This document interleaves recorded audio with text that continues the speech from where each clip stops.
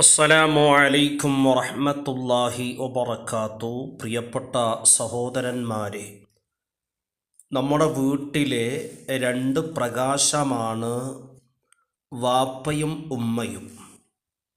ഈ വാപ്പയും ഉമ്മയും നമ്മുടെ വീട്ടിൻ്റെ വിളക്കാണ്. ആ വിളക്ക് പ്രകാശിക്കുന്ന കാലത്തോളം വലിയ സന്തോഷമാണ്. അതിൽ നിന്ന് ഒന്ന് അസ്തമിച്ചു പോയാൽ അഥവാ മരണപ്പെട്ടു പോയാൽ പിന്നീട് നമ്മുടെ ജീവിതത്തിലേക്ക് കടന്നു വരുന്നത് വലിയ വലിയ പ്രയാസങ്ങളായിരിക്കും. അതുകൊണ്ട് തന്നെ ജീവിച്ചിരിപ്പുള്ള മാതാപിതാക്കളുടെ ആഫിയത്തിന് വേണ്ടിയിട്ടും ദീർഘായുസ്സിന് വേണ്ടിയിട്ടും പ്രാർത്ഥിക്കൽ മക്കളുടെ കടമയാണ്.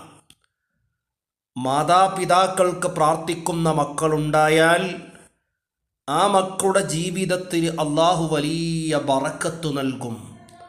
അതേ സമയത്ത് മാതാപിതാക്കൾക്ക് പ്രാർത്ഥിക്കുന്ന മക്കളല്ലെങ്കിൽ ആ മക്കളുടെ ആയുസ് പോലും ചുരുങ്ങിപ്പോകും. അള്ളാഹു കാത്തു രക്ഷിക്കട്ടെ.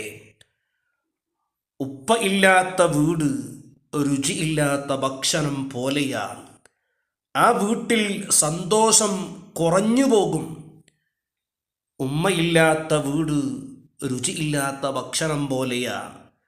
ആ വീട്ടിൽ സന്തോഷം ഉണ്ടാകൂല.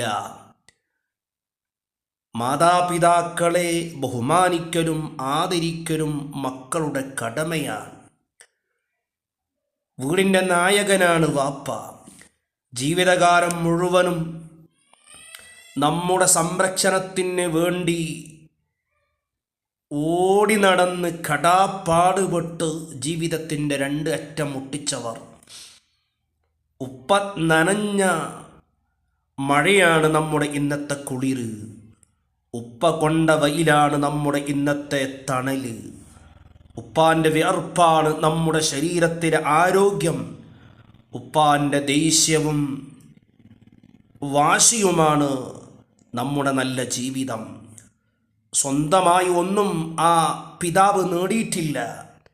ഭാര്യയ്ക്ക് വേണ്ടി, മക്കൾക്ക് വേണ്ടി, അവരുടെ ഉന്നമനമായ ജീവിതത്തിന് വേണ്ടി കടാപ്പാടുപെട്ട് അധ്വാനിച്ച് ജീവിച്ച് അവസാനം മരിക്കുമ്പോൾ പോലും ആ വാപ്പാക്ക് ഒരു സ്നേഹം കിട്ടിയിട്ടില്ലെങ്കിൽ നമ്മളെന്തു മക്കളാണ്? അല്ലാഹു നമ്മെ അനുഗ്രഹിക്കട്ടെ. അതുകൊണ്ട് മാതാപിതാക്കൾ നമ്മുടെ കൂടെ ഉണ്ടാകുമ്പോൾ അവരോട് സ്നേഹവും കാരുണ്യവും കാണിക്കാൻ നമ്മൾ മുമ്പിലുണ്ടാവണം. അവർ മരണപ്പെട്ടതിന് ശേഷം കരഞ്ഞതുകൊണ്ടോ അവർക്ക് വേണ്ടിയുള്ള ദാനധർമ്മങ്ങൾ ചെയ്തതുകൊണ്ടോ ആയില്ല.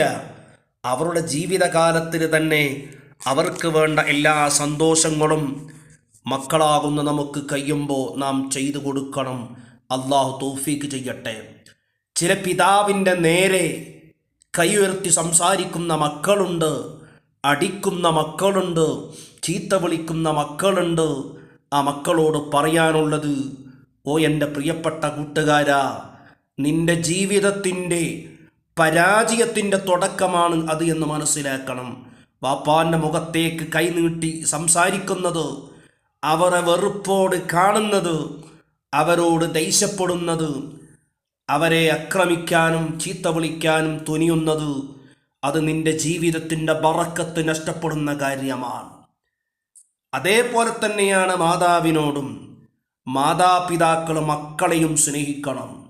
മക്കളെ നിങ്ങളെ സ്നേഹിക്കുമ്പോൾ ആ മക്കളെ സ്നേഹം നിങ്ങൾക്ക് പിന്നീട് ലഭിക്കുക തന്നെ ചെയ്യും.